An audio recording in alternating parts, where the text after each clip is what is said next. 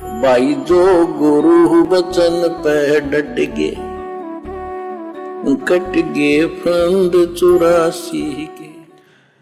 तो क्या देखा उन्होंने? उनका ये हाल था कि जब दाईं ओर देखते तो खिल उठते और हंसने लगते, और बाईं ओर देखते तो मारे गम के यानी दुख के आंसू भर लाते, क्योंकि दाईं ओर उनकी नेक संतान औलाद के कर्म थे और बाईं ओर बुरी औलाद के कर्म थे। हजरत आदम अलैहि ने आप सलल को देखा तो बोले, तुम्हारा आना मुबारक ए नेक नबी, ए नेक बेटे। आप सलल ने पूछा, अब हजरत मोहम्मद जी ने पूछा, क्योंकि हजरत मोहम्मद जी को क्या पता कि ये कौन इंसान है, उन्होंने कभी उनके शक्ल तो देखी नहीं थी। तो जिब्राइल नाम के फरिश्ते ने उस आदमी को रोते हुए कभी हंसते हुए, और जब उसने हजरत मोहम्मद को कहा कि ए नेक नबी, ए नेक बेटे, तेरा आना मुबारक हो, तो हजरत मोहम्मद ने देखा ये मेरा कौन रिश्तेदार है भाई, मैं इसको जानता ना पहचानता। तो जिब्राइल से पूछा, जो नबी को नीचे से ऊपर लेकर गया था। क्या पूछा हजरत मोहम्मद ने? आप सल्लल्लाहु ने पूछा, जिब्रील ये कौन है? उन्होंने जवाब दिया, ये आदम अलैहि है, सारे इंसानों के बाप। ये भैया तुम्हारा बाबा आदम है। फिर जिब्रील अलैहि आप सलल को दूसरे आकाश पर ले गए, फिर तीसरे पर इस तरह आगे बढ़ते गए। आप सलल जिस नबी के पास से गुजरते, ये मनमोहक शब्द कानों में गूंजते। आगे और बहुत सारी जानकारी है, आपको मैटर के अनुसार समझाएंगे। अभी केवल आपको इतना ही समझाना था कि हजरत आदम जिनको जन्नत में बैठा हुआ खुद आपके नबी हजरत मोहम्मद ने देखा, तो बताओ भैया कौन से दिन चुपके से निकल के चला गया? अरे वो तो कयामत के बाद में जाना था ना।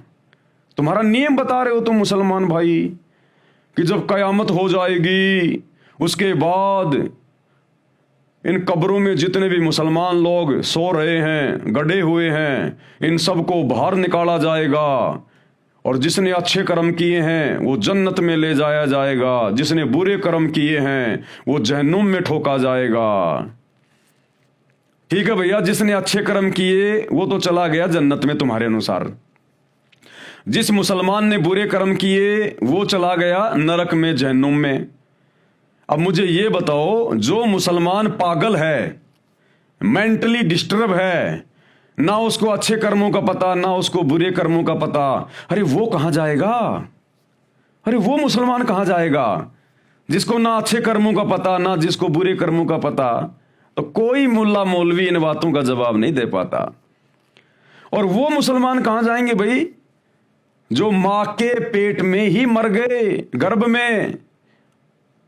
अरे औरतों के बच्चे पेट में खराब हो जाते हैं ना, तो वो मुसलमान कहां जाएंगे जो मां के गर्भ में ही मर गए? बताओ वो जन्नत में जाएंगे या जहन्नुम में जाएंगे? वो छोटे छोटे बच्चे जो कोई 4 साल का होके मरा है, कोई 10 साल का होके मरा है, जिसको ना अच्छे कर्मों का पता था ना जिसको बुरे कर्मों का पता था, वो बच्चे कहां जाएंगे फिर, जहन्नुम में या जन्नत में? तो इन बातों का किसी मुसलमान मुल्ला मौलवी के पास में कोई जवाब नहीं होता। तो भाई और बहनों, ये तुम्हारे ऊपर आशीर्वाद बरस रहा है अल्लाह कबीर का, सतगुरु रामपाल जी भगवान का। अगर इस शैतान के षड्यंत्र से बाहर निकल सकते हो तो मुसलमान भाइयों निकल जाना, एक गोल्डन चांस है। अल्लाह किसे कहते हैं? एक बार सतगुरु रामपाल जी से उपदेश लेके पहले उनका ज्ञान समझो, सत्संग सुनो घर बैठे मोबाइल पर, और फिर एक बार उनसे उपदेश लेकर भक्ति करके देखो, तुम्हारे को वो अकल्पनीय सुख मिलेंगे जिन सुखों की कल्पना कभी हजरत आदम ने भी की थी लेकिन मिले नहीं। हजरत मोहम्मद को भी वो सुख नहीं मिले, वो ऐसो आराम नहीं मिला, वो शांति नहीं मिली तुम्हारे नबी को भी, जो तुम यहां सतगुरु रामपाल जी की भक्ति करके उठा सकते हो, क्योंकि ये सुप्रीम गॉड है, इबादत ही कबीरा धरती पे प्रकट है। हजरत मोहम्मद जी ने आगे बताया कि जब मैं जिब्राइल के साथ बाबा आदम के निकट गया तो उन्होंने कहा कि आओ नेक नबी, नेक बेटे, ये कहकर मुझे सीने से लगाया। अभी आपने उनकी जीवनी में भी देख लिया, और कौम की उन्नति करने का आशीर्वाद दिया। फिर जिब्राइल फरिश्ता मुझे आगे जन्नत में ऐसे स्थान पर दूसरे आसमान पर ले गया जहां पर नबियों की जमात बैठी थी। अब लो जी, तुम्हारे सारे नबी तो ऊपर बैठे हैं। अरे भैया, ये सारे नबियों की जमात बैठी हुई थी वहां पर। हजरत मोहम्मद जी ने अपनी आंखों से देखा। अरे भाई, अभी कयामत तो आई नहीं, वो दिन तो आया नहीं। फिर ये नबियों की जमात, यानी ये नबियों की भीड़, नबियों की मंडली जो हजरत मोहम्मद जी ने वहां पर अपनी आंखों से देखी, अरे वो कब कब्रों से निकल के चली गई। मुसलमान भाइयों, आप लोगों को मूर्ख बनाया जा रहा है शैतान के द्वारा। ये मुल्ला मौलवी सब शैतान के प्रभाव में है। सच्चे खुदा की सच्ची इबादत कर लो, सतगुरु रामपाल जी की, नहीं तो बहुत बुरी बनेगी आने वाले समय में। जहां पर नबियों की जमात बैठी थी, हजरत दाऊद जी, अब कौन कौन से नबी बैठे थे वहां?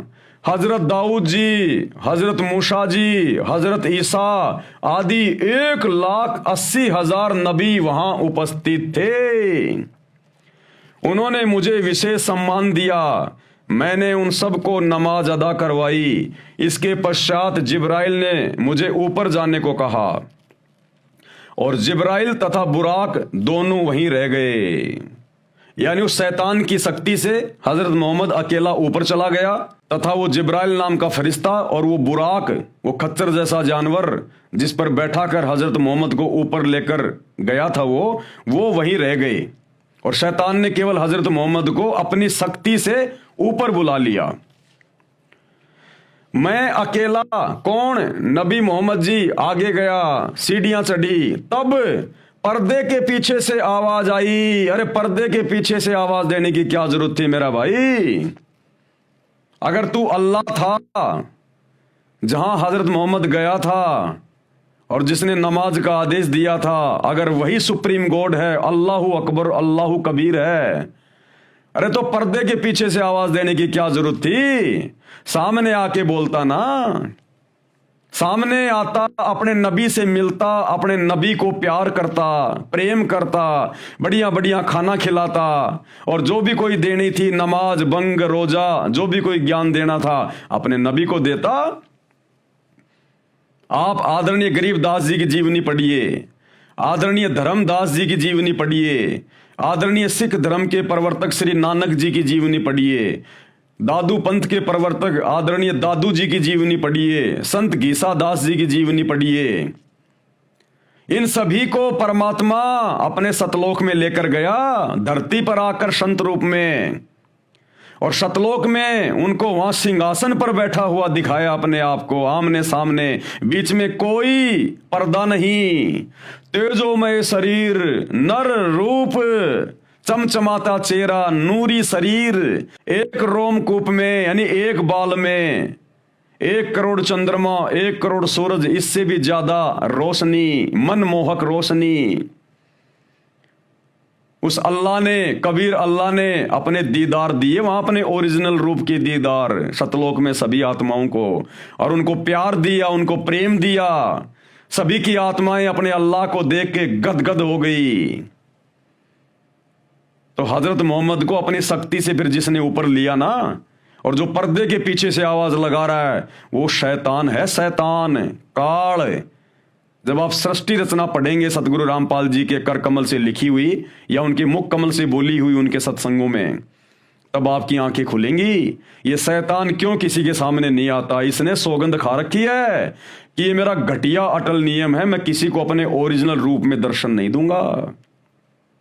आदमी का कलेजा फट जाएगा अगर इसका चेहरा देख लेगा तो। इसलिए पर्दे के पीछे से आवाज लगाई। अरे आवाज लगाई तो कोई इंसान ही तो होगा। गधे की आवाज में थोड़ी बोला था, हाथी की आवाज में थोड़ी बोला था। हजरत मोहम्मद केवल इंसानों की तो भाषा समझता था, गधे की भाषा थोड़ी समझता था। तो हजरत मोहम्मद को जो आवाज दी पर्दे के पीछे से, वो इंसान की तो आवाज थी। तो इंसान जैसा है ना वो, लेकिन वो सामने नहीं आता, उसका घटिया अटल नियम है। गीता जी में साफ साफ लिखा हुआ है, जो गुरु बचन पे डट गे, कट गे फंद 84 के, कट गे फंद 84 के, कट गे ढूंढ 84 के